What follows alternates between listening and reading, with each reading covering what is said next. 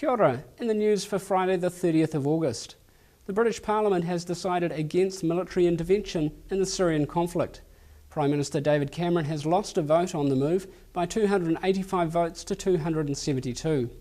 While he himself supports military action, he says his country wants no part in punishing a foreign power for a chemical weapons attack that is still under investigation.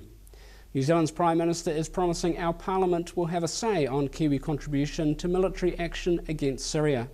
Mr John Key says there's no indication New Zealand will be asked to join an intervention, but moral support might be requested. He says if that situation arises, there will be an opportunity for political debate.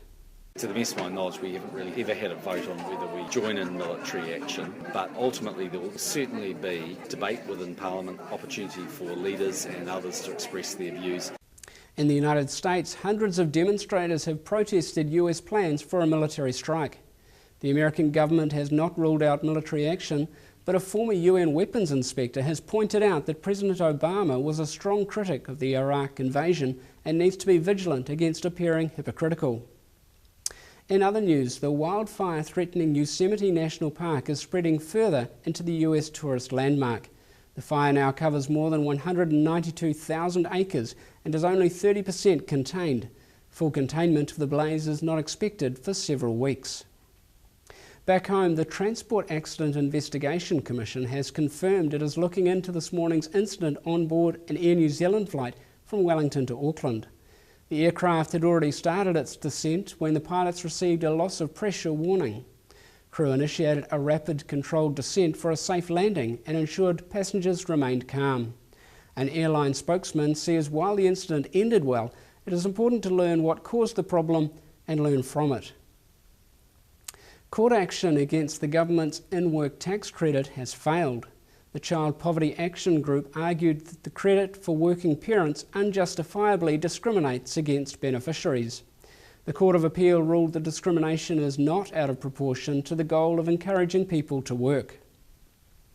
A great catch is how the Ministry of Primary Industries is describing a would-be fish smuggler. A Vietnamese man travelling from Australia arrived at Auckland Airport with wet and bulging trouser pockets, revealed to hold 2 plastic bags with 7 live tropical fish.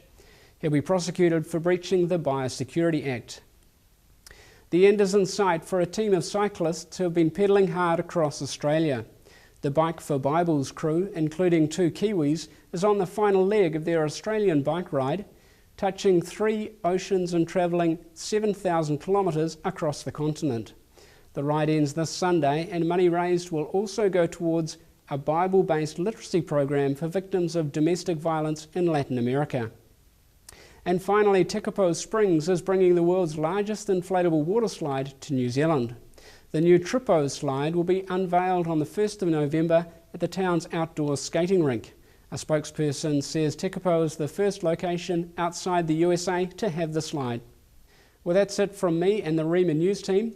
Kia ora.